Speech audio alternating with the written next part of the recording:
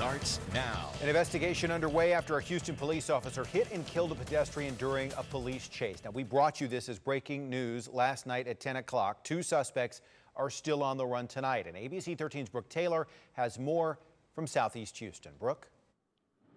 Tom, that pedestrian struck and killed right in this area, in this parking lot right here.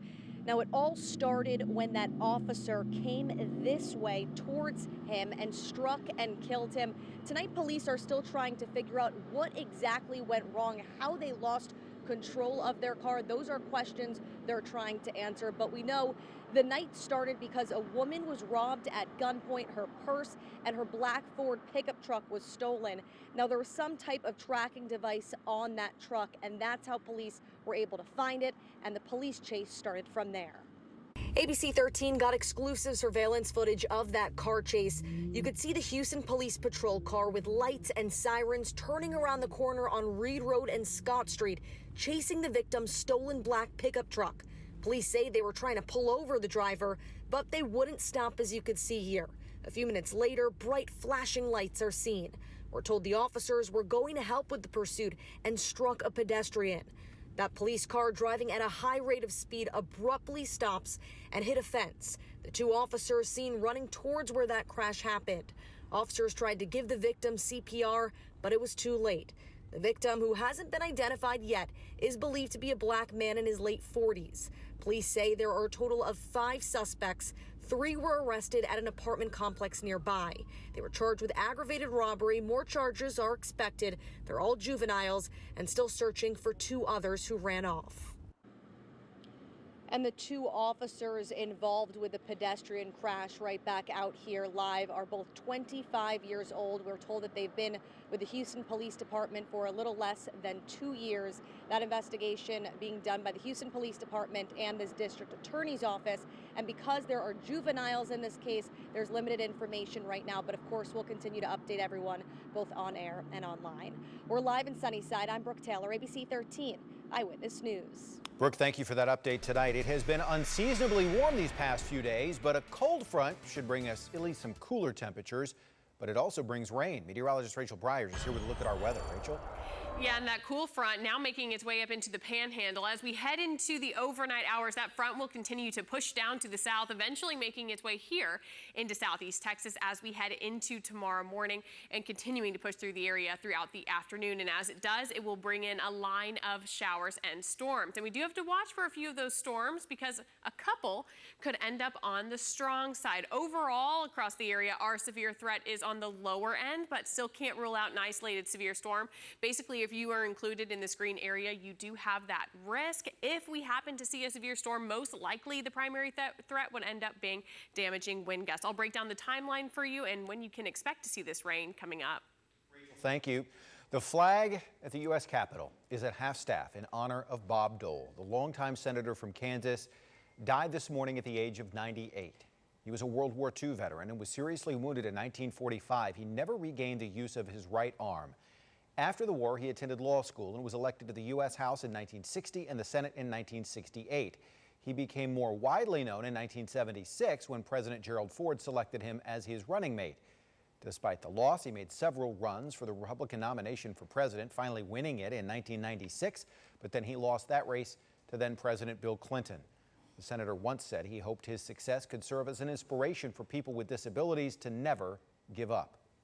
Jean Becker, the post-presidency chief of staff for President George H.W. Bush, was a longtime friend of Senator Dole's. She first met him in 1988 and last spoke with him just 2 months ago. She says she will always remember the moment at the Capitol Rotunda when Dole paid his respects to the late president despite his own health challenges. It was a singular image she recalls from the days of tributes after Bush's death almost exactly 3 years ago. My favorite photo is when Senator Dole came into the rotunda of the Capitol when President Bush was lying in state.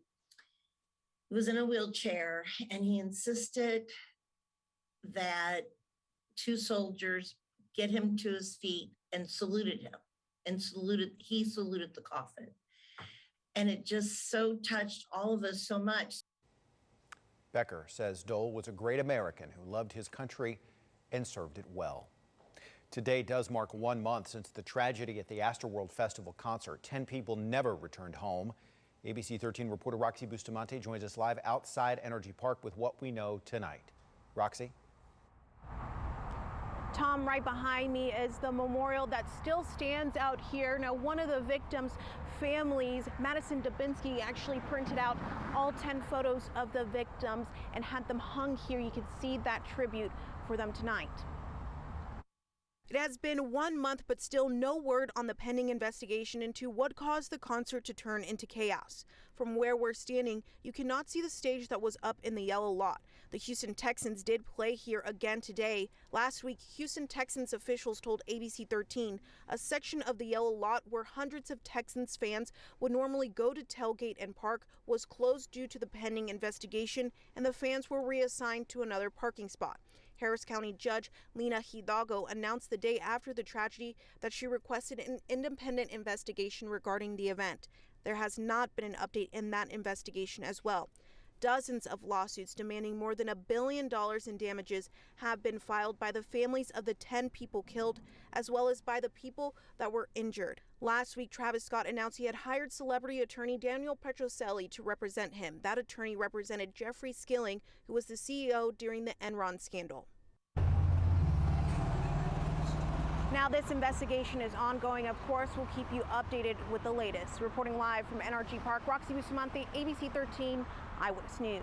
Roxy, thank you. COVID cases in the United States have spiked to the highest daily average in 2 months. This as scientists in South Africa say the Omicron variant is spreading twice as fast as the Delta variant in that country. So far, it has not been detected in Texas, but it is in more than a dozen other states. The CDC is racing to learn more about the variant, as in whether it causes more severe disease and how well the current vaccines work against it. The FDA is already in talks with vaccine makers about Omicron-specific shots in case they're needed. We are getting new reaction this evening from churchgoers after a stash of cash and checks were found inside a wall at Lakewood Church. Here's what we know. The money could be connected to a 2014 theft. It was discovered on November 10th during a renovation project, according to HPD. The discovery comes more than 7 years after $600,000 was taken from a church safe. Those we talked to call the situation confusing. It's not acceptable because it destroys all the help sometimes the church does for the community. The church is not commenting further, but previously said they are cooperating with the theft investigation. Still to come tonight, an 11-year-old girl shot in her sleep. We have new surveillance video, plus new information on the deadly school shooting in Michigan. What the school is saying about criticism it should have done more in a meeting with the suspect just hours before the shooting.